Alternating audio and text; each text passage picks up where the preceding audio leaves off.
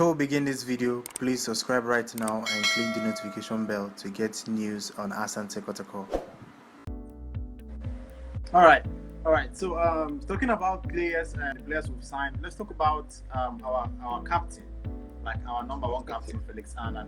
So, what do you think, like his future? What do you think will happen to him at Kotoko? Because he recently signed a new contract. Is it last year? What do you think will happen? I think it was last year. Yeah, it was. No, I think 2 years ago because I think he signed around November, December. I stand to be corrected though, but I think he signed around that time. Okay. So what do you think will happen to him? What do you think about his Kotoko future? His future as Kotoko? So most of the times I don't understand all these views, about Felix because let's be honest. He clearly opted for something else at that time or at that point in the season. And it's not his fault because it had already been planned. Everybody knows the story already, so I'm not going to go into that. But I think the goalkeeping department is a peculiar one because we cannot rotate every now and then. The only time we could afford to rotate is actually when we have a lot of cup matches.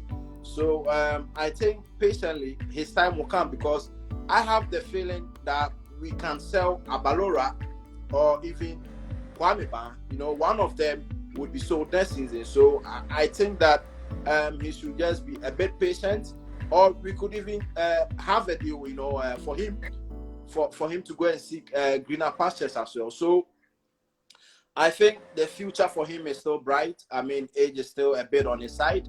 Goalkeepers, they can always, play along, or unlike outfield players. So I think patience should be taken when it comes to Felix's situation.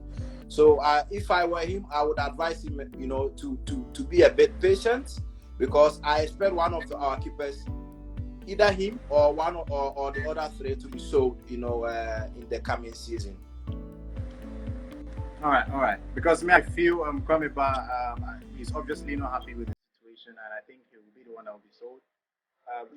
Danlad Ibrahim is just 19 years old. I think he'll be turning 19 this December. So I feel that it's too early for him to be talking about the first sport since we have Felix Annan and also we have. Yeah, but you know my views. You know my views on Danlad, right?